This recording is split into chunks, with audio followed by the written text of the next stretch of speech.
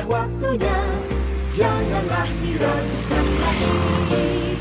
Keluarga berencana besar maknanya untuk hari depan yang jaya. Putra putri yang sehat, cerdas dan kuat akan menjadi. Dr. Ari Taufansah, spesialis anak. Sekaligus doa dari Pak ya. Kemudian Dr. Tengku ya Pak ya. Tengku, oh ada ya Pak ya. Tengku Jeffrey Abdillah, spesialis obstetri dan ginekologi SDUG ya Pak, itu untuk melahirkan bayinya. Kemudian Dr. Oslinda Martoni SKM, Ibu Fitriani Z, sarjana psikologi Bu, ya. Ketua IBI Cabang Kabupaten Serdang Bedagai, Satgas Stunting Kabupaten Serdang Bedagai, para koordinator Balai Penyuluh KB se-Kabupaten Serdang Bedagai, para penyuluh KB, petugas lapangan KB, tim pendamping keluarga, para hadirin yang mengikuti kegiatan ini. Kalau saya lihat yang mengikuti kegiatan ini 100% para ibu-ibu. Ini tepuk tangan buat gadisnya ini. Ini ibu-ibu, ini mungkin sesuai dengan bulan ini adalah bulan hak ibu ya. Berdoa aja mungkin mau dapat hadiah dari Pak Kadis. Pak Kadis ya, ibu. Sebagai insan yang religius, marilah kita ucapkan puji syukur kehadirat Allah Subhanahu Wa Taala, Tuhan yang Maha Esa, atas rahmat dan karunia-Nya kita diberi kesempatan untuk hadir di aula Puskesmas Desa Poli ini dalam keadaan sehat jasmani dan rohani untuk melaksanakan audit kasus stunting yang kedua di Kabupaten Serdang Bedagai tahun 2022 ini. Yang pertama yang di Pantai Pak ya. Hadirin yang kami banggakan, pelaksanaan audit stunting fokus pada sasaran bayi di bawah usia 2 tahun atau balita, bayi di bawah usia 5 tahun, balita yang sudah mengalami stunting, calon pengantin, ibu hamil dan ibu nifas. Tujuannya untuk mengidentifikasi faktor-faktor risiko, mencari penyebabnya, serta menganalisis faktor penyebab risiko terjadinya stunting. Kalau dari sini saya lihat berarti kita pada saat audit stunting ini fokus untuk mencari penyebab daripada stunting itu sendiri. Ya Pak ya, kalau saya lihat untuk angka stunting kemarin ada kegiatan di Dinas Kesehatan untuk Kabupaten Serdang Bedagai itu ada 880, berarti satu. Berarti kita dengan harapan kalau secara logika 880 itu nilai tidak terlalu besar kalau kita memang serius untuk melaksanakan. Tetapi itu apabila kita laksanakan dengan benar-benar langsung menangani kepada 880, dibagi saja untuk warga Serdang Bedagai. Beberapa waktu yang lalu itu sudah kita laksanakan ya Pak Kadis ya, adanya orang tua asuh. Tentu ini akan menjadi tantangan bagaimana orang tua asuh ini bisa menyelesaikan permasalahan yang 880. Nah, ketika 880 sudah terselesaikan dan kegiatan hari ini kegiatannya audit stunting, berarti kita kan akan mendapat apa sih penyebabnya. Walaupun sebenarnya sudah tahu ya, mungkin secara ilmu kesehatan sudah tahu apa penyebab stunting, tetapi itu mungkin khusus untuk pendamping harus lebih memahami apa sih penyebab yang secara kasat mata, dari secara gizi, dari secara lingkungan. Tentu ibu-ibu ini saya yakin dan percaya ibu-ibu yang di depan kita ini, peserta ini memang sudah selama ini terjun ke lapangan, yang sudah memang berdekatan dengan masyarakat. Tetapi pada kesempatan ini tentunya akan lebih dibekali lagi. Tadi katanya dari laporan saya lihat akan menyusun dalam bentuk apa namanya itu POM, ada POM. Tentunya dari POM, hasil POM ini dapat diambil kesimpulan untuk rencana aksi di dalam tahun yang akan datang. Tentunya tahun depan itu stunting tidak lagi kegiatan mengisi POM, Pak Kadis. Jangan tiap tahun mengisi POM. Jadi ibu-ibu ini yang terus bekerja di lapangan langsung, tentunya Ini akan lebih dibekali lagi, kemudian tidak hanya berhenti sampai di ibu-ibu ilmu ini. Nanti tentu akan diharapkan berkembang ke yang lainnya. Karena ini mungkin keterbatasan anggaran ya, mungkin hanya 100 orang yang dilaksanakan pada hari ini. Proses audit stunting ini terdiri dari kegiatan untuk memastikan, menilai, dan merekomendasi temuan audit. Hal ini dilakukan dengan melibatkan tim teknis dan tim pakar. Kegiatan ini mulai dari pemetaan data keluarga berisiko stunting. Kegiatan diseminasi audit kasus stunting ini adalah langkah ketiga dari kegiatan audit kasus stunting. Pertama, pembentukan tim audit. Kedua, pelaksanaan dan keempat, tindak lanjut berdasarkan rekomendasi pada tim pakar. Terdiri dari dokter obgyn, spesialis anak, ahli gizi, dan psikolog. Dengan kegiatan ini kita akan memiliki data penyebab langsung dan tidak langsung terjadinya stunting di tengah masyarakat. Juga diharapkan mampu meningkatkan pengetahuan dan kualitas seluruh tim pendamping keluarga dan tim asuhan gizi puskesmas dalam menerapkan ilmu, materi, ataupun rekomendasi daripada tim pakar. Dengan begitu seluruh permasalahan pada saat pendampingan bisa diselesaikan. Nampaknya gampang ya Bu ya, kalau dari sini dapat diselesaikan, tetapi kembali mungkin kemauan dari kita semua, tentunya rasa empati kita kepada masyarakat, lingkungan ini sangat berperan. Kalau dari secara di sini saya lihat langsung dapat selesai. Kalau selesai berarti tahun depan tidak ada lagi stunting ceritanya. Tinggal kemauan kita semua lah di sini.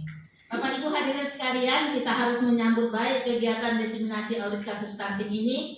Selain berguna dalam mencari penyebab, faktor risiko terjadi stunting, juga memperbaiki tata kelola yang kurang standar menjadi sesuai standar, meningkatkan mutu, mengurangi risiko atau bahaya, juga untuk meningkatkan kualitas pelayanan dalam upaya meningkatkan kesehatan, perubahan perilaku, dan peningkatan ekonomi. Diharapkan hasil diseminasi audit kasus stunting yang kedua ini akan memiliki dampak yang terukur, bukan hanya saat pelacakan kasus dan diseminasi, akan tetapi pasca diseminasi mampu mempercepat pemenuhan target prevalensi stunting yang ditetapkan pemerintah Kabupaten Sedang Bedagai, yakni 14% pada tahun 2024. Kenapa harus 14% Pak? Kenapa nggak kita langsung 0%? Nah, sini kira-kira. Tadi angkanya 880. Kan? Iya.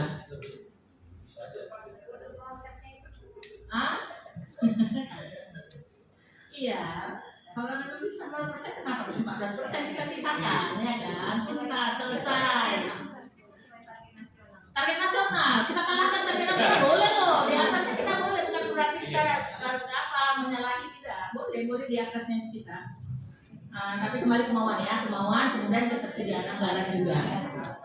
Mari kita jadikan kegiatan ini sebagai momentum bersinergi dalam menindaklanjuti rekomendasi tim pakar. Saya juga mengucapkan terima kasih kepada semuanya yang sudah bekerja keras, khusus ibu-ibu ini. Ibu-ibu ini memang ujung tombak kita Pak untuk di lapangan. Karena keterbatasan daripada SDM yang ada di Pemkab otomatis tidak langsung bisa menyentuh kepada masyarakat. Ibu-ibu inilah yang kita harapkan. Tepuk tangan sekali lagi buat ibu-ibu.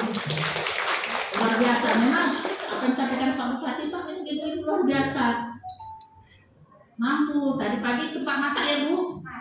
Nyuci ya Bu? Nyuci.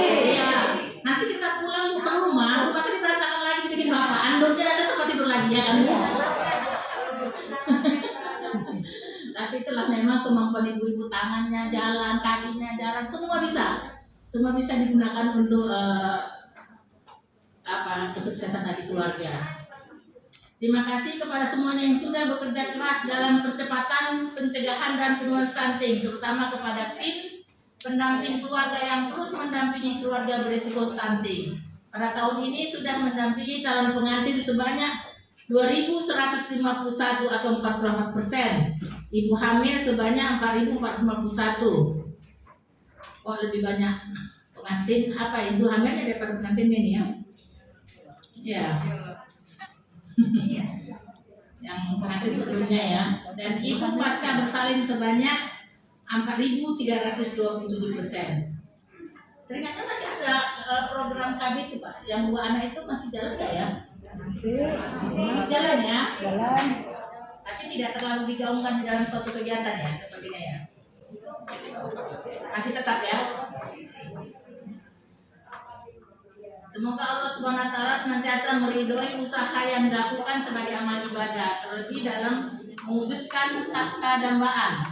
Sabta dambaan tersebut yakni sekolah mandiri, terampil, asli dan berkualitas, mantap, masyarakat sehat dan religius, pertanian berkelanjutan, infrastruktur terintegrasi, ekonomi berdaya saing, wisata maju terus, dan birokrasi dambaan. Ini merupakan kalau istilahnya dulu adalah kalau masih ingat ibu-ibu dulu ada pelita, inilah yang akan mau dicapai untuk sedang berada tahun 2024.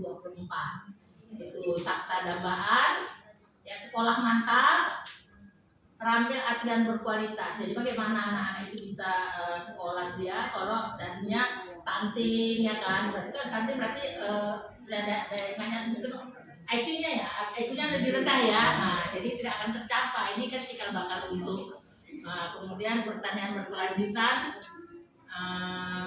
kemudian masyarakat sehat dan religius. Di sini dia kita masuk di dalam masyarakat sehat dan religius. Kemudian infrastruktur terintegrasi, ekonomi berdaya saing, wisata maju terus, dan birokrasi dambaan. Secara kumulatif, seluruh rangkaian kerja yang dilakukan akan bersinergi terhadap perwujudan visi pemerintah Kabupaten Padang Bedagai.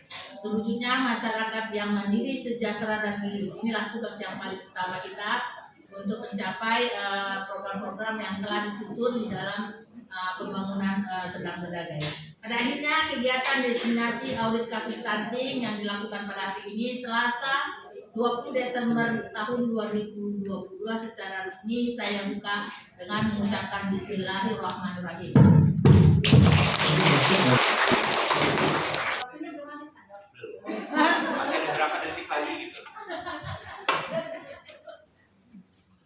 Kolaborasi TPK dengan tim audit asuhan gizi untuk pendampingan ibu hamil KEK.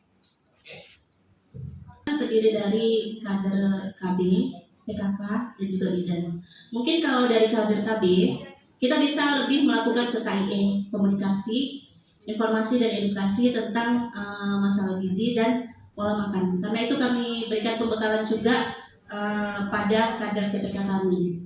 Baru kemudian untuk satu kesimpulan. satu kesimpulan. Oke. Lebih menekankan KIE tentang edukasi gizi di 1000 hari pertama kehidupan.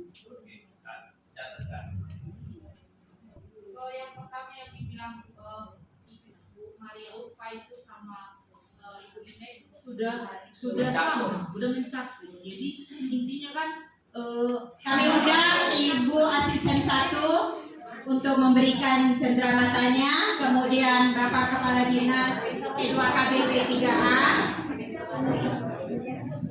Dr. Jeffrey, dokter spesialis objin, kemudian Ibu Fitriani.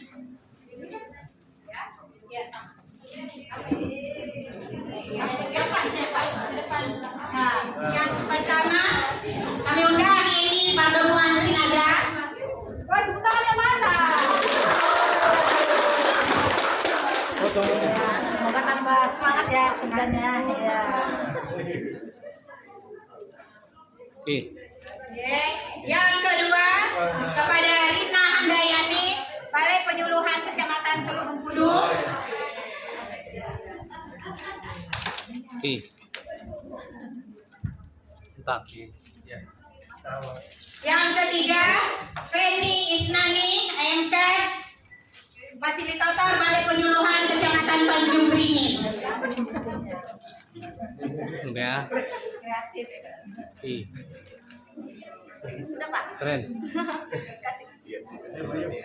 Yang terakhir kader TPK kita Ibu Irma Deni dari Desa Sukajadi, Kecamatan Tanjung Beringin.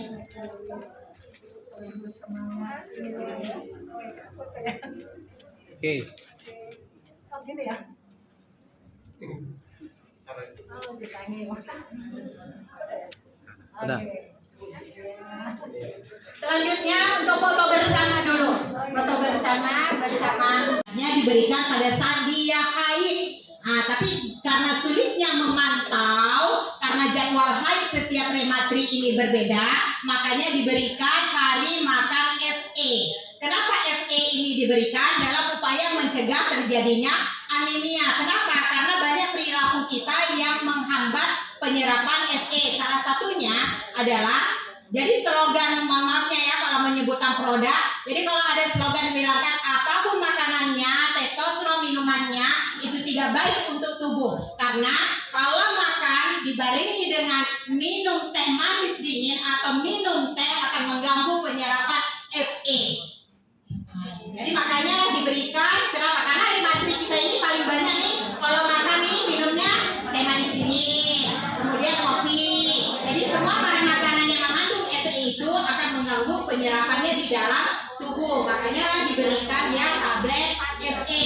Berapa banyak diberikan tablet FE ini? Sebulan dia 4 tablet FE diberikan pada rematri. Paling baik sebenarnya diberikan pada saat kapan? Pada saat haid. Tapi sekarang memudahkan semua sekolah diberikan hari makan tablet FE. Dengan yang sedikit ini menambah wawasan, pengetahuan untuk kita.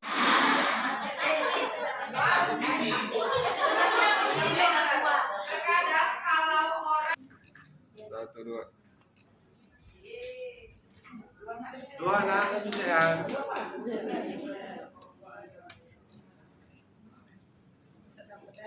Sedang menangis, maju terus. Oke. Ya.